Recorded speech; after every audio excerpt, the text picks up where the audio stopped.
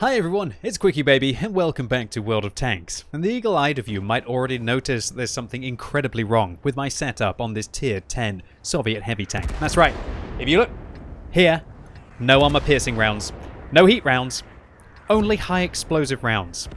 Yeah, we're going to find out exactly what only firing HE in World of Tanks will lead to. Well, at least in this one single example of a game. So to set the context, why have I only loaded high explosive rounds in this game? And firstly, also I'd like to say that I warned my teammate that I left my ammunition back in the garage, but I will spot for them. Alright, I like the happy face coming there from the Object 430. I think I was playing a little bit for the jokes inside this game. Alright, so the reason why I did this was because I was having some games and everything was going absolutely wrong. And so what do you do when everything's going wrong inside World of Tanks? You play the KV2, right? You play the KV2 because everything always goes right with the KV2. But then I decided to fire armor-piercing rounds with the KV2. And yeah, it didn't really work out very well for me. So I thought, well, if I'm going to fire armor-piercing rounds with the KV2, why don't I fire high-explosive rounds with the 277 just to see if it's actually possible? You know what, in Ranked, a lot of people manage to play vehicles like the Super Conqueror or even other vehicles which have nice high-explosive rounds as well, like the 60 TP, or even vehicles like the Chieftain or the Donker, which get special high explosive rounds, as far as I'm aware. And they'll fire HE only, at least in some scenarios where you're sitting hold down and you're incapable of being able to deal damage to the weak points of the enemy tanks. Today I decided to take it one step further and see what would happen if you fired HE only, irrelevant of whether firing high explosive rounds was the right thing to do. Now of course, in a map and matchup like this, I'm going to try and be a rather aggressive vehicle, as you can do with an all-purpose tank like the 277. It's not a slow heavy by any means. Look at me cruising along here up this, not exactly not the steepest slope in the world, but definitely a bit of a gradient up there to be able to hit about 30, and then once I've got over the lip of it, I'm going at 50, 55 to be able to slinky my way into position, to be able to pop up and start spotting my opponents. There's a T-54 lightweight here. He's kind of thinking, hold on, bud, are you trying to take my position away? And yeah, I can understand why maybe the T-54 lightweight doesn't want to share this, but he's going to have to share all of the spotting that I'm going to be able to achieve as well. One thing that's really bizarre is that, obviously, if I'd fired an armor-piercing round there, I would have probably dealt 490 damage on average to the Skoda.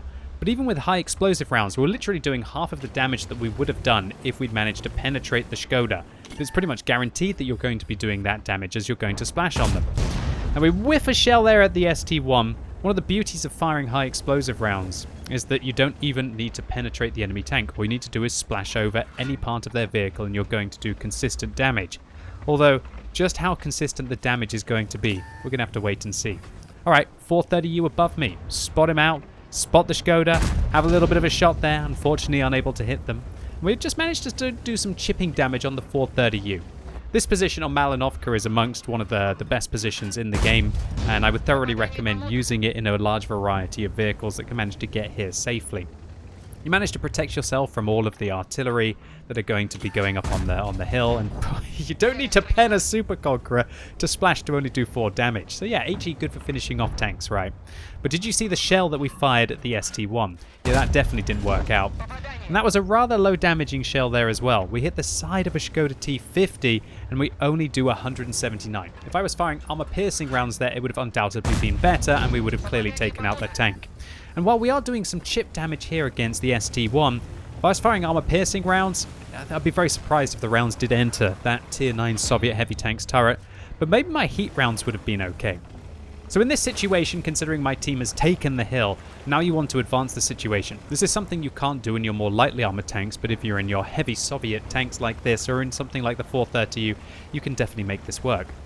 You can do, if you're in your lightly armored vehicles from this position, you can actually make your way up here and try and use these bushes to be able to spot out, but you're going to have to try and push back vehicles here. But in your heavily armored vehicles, you can actually manage to go into this dip, and then you can dig out all of your opponents that are camping above you. And we actually managed to do 274 damage there to the 430U that was caught out in the side. And the high explosive rounds as well will be good for tracking our opponents if we manage to hit some of the axles of their vehicles. This situation, though, these high explosive rounds are pretty much useless. I would be doing very substantial damage to the ST1 with an armor-piercing round there or a heat round, and let's just see what the high explosive rounds can do to the side of the Conway. Well, at least it still manages to kill him with 190. Not sure if that one managed to penetrate. What about to the side of a 268 version 4? I'm going to try and aim for the tracks here to try and lock his tracks down. Well, that's actually meaty. 294 towards the rear part of that vehicle, and we also managed to track him as well. In that kind of situation, an armor-piercing round might not have actually managed to track the vehicle. And there you go, against the 430U as well. 190 and more tracking, and oh god. Why is this working?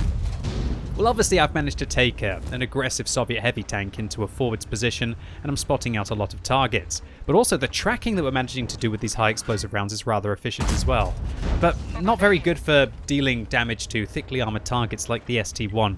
We're only doing tiny little chip damage to this tank, and I know that if I was firing heat that I would be absolutely butchering the guy's turret. However, if we try to aim for the turret ring there, we actually do substantially more damage, dealing 197. That's one of my biggest tips for high explosive rounds, is that if you can fire them onto the top of a turret, or you can fire them around the turret ring, imagine that you're creating a small explosion on the enemy tank, as you would expect you would do with a high explosive round. And if you can splash it over the more vulnerable areas of the enemy tank, even if you're unable to penetrate the shell, that's where you can do your most damage with high explosive rounds. That's why you'll see a lot of the larger caliber HE guns actually firing underneath enemy tanks, so the round splashes up underneath their very thin armor and manages to take them out. So there, our high explosive round doesn't actually penetrate the enemy artillery, and we only do half damage where we would have been pretty much guaranteed to kill him with an armor-piercing round. Luckily for us, however, our rate of fire on this tank is not bad. We managed to fire a second one into him, and this is where this could get a little juicy. Oh yeah, artillery. He misses me, and we get to put an HE round into the top of his tank. He actually rammed himself for a 412, the HE round doing 28, and a full health T110E4 firing gold rounds at me. How are we going to handle this guy? Well, how about I track him once. Alright. I managed to get his side. Remember, this tank doesn't have a fully traversable turret. And then we wait for him to repair his tracks, and then we track him again. We're actually doing 161 followed by 234. My artillery manages to give me a little bit of assistance damage, and I clear the stun from my own artillery, and then I proceed to actually get stunned again by my own artillery. But look at that HE pen right into the back of the softest part of the T110E4, rolling for 574 and setting him on fire as well for 145. Yeah, right now I was just questioning what was happening. How is this possible? How have we managed to do 8,000 combined in 7 minutes? Boys and girls, this was actually incredibly worrying for me. And I'm going to show you my live reaction as to when I was worried about what the post-game stats were going to show. Please don't be an ace. Please don't be an ace. If I play an ace, then there's going to be so many morons who think that's the right way to play the game. Please don't be an ace. Please don't be an ace. It's not. Oh. Oh. Don't play HE only. No! No Twitch. No YouTube. No! No, it's not the best way to play. No. Oh, God. Oh, God. No. No.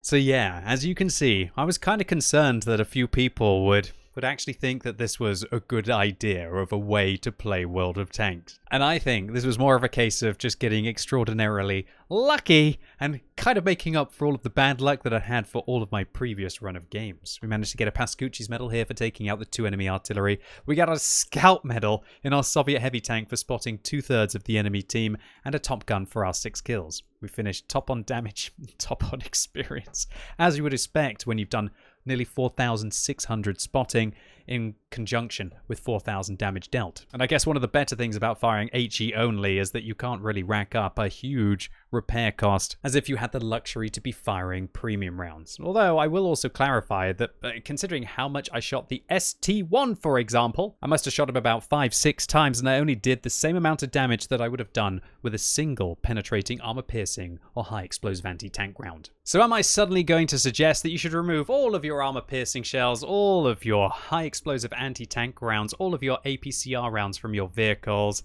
and only start using high-explosive? No, boys and girls, this is a terrible, way to play World of Tanks. And this was pretty much just me knowing about some of the most powerful locations on the map, making use of them, and also the fact that I had a very good team who managed to win the hill and get some good shots down from it to support me. And if anything, this video just clearly shows a couple of things. Number one, how darn good all-purpose vehicles like the 277 are for being able to use just a plethora of positions. Of course, if you take a heavy tank, kind of cut its armor down a little bit, but give it the mobility of a medium and decent enough gun handling and flexibility to use the gun depression that the vehicle has, of course it's going to be dominant if you know where the most important locations are on the map. But on the other hand, this video also shows that there are quite a few situations where high explosive rounds can be very effective. If you do have a flanking shot on your opponent, I felt that it was much easier to be able to track them while they were on the move with high explosive rounds than I would do with armor piercing rounds. And we were still doing 50% of the damage that our armor piercing shell would have done if we managed to penetrate the enemy tank. Secondly, we also saw why I love to take a good amount of HE in my tank for when you get into those brilliant situations where you've outflanked a very weakly armored tank. To be able to track that T110 E4 on the move twice while still doing substantial damage to him, and then to have the high explosive round loaded to put into his weak areas, setting him on fire and doing way more than the armor piercing shell would have done, is really a way that you can min-max your game. And it's definitely a tool that an experienced tanker can add to their arsenal to make the most of a few situations when they arrive. So ladies and gents, once again, this was more of a case of playing a meta tank in a matchup, and it was just, for some reason, it happened on the first try. Combined with knowing the map, knowing the aggressive plays that you can make in a strong tank like this, and just the situation working out. So please, don't try this at home. Keep the armor piercing and the premium rounds inside your vehicles, but also, definitely give a thought to when high explosive rounds might be able to give you that little bit extra. Anyway, ladies and gents, boys and girls, I hope you enjoyed this stupid video. If you did, give it a thumbs up, but if you hated it, give it a thumbs down. And let me know in the comments if you ever played HE only, or if there are any tanks that you think perform very well with only high explosive rounds. Of course, outside of the obvious, the KV-2s, the M4 Shermans, and even sometimes the 100, but no, you're still better to use armor piercing rounds most of the time at least. And as always, thank you so much for watching, you've been epic, and hopefully I'll see you soon.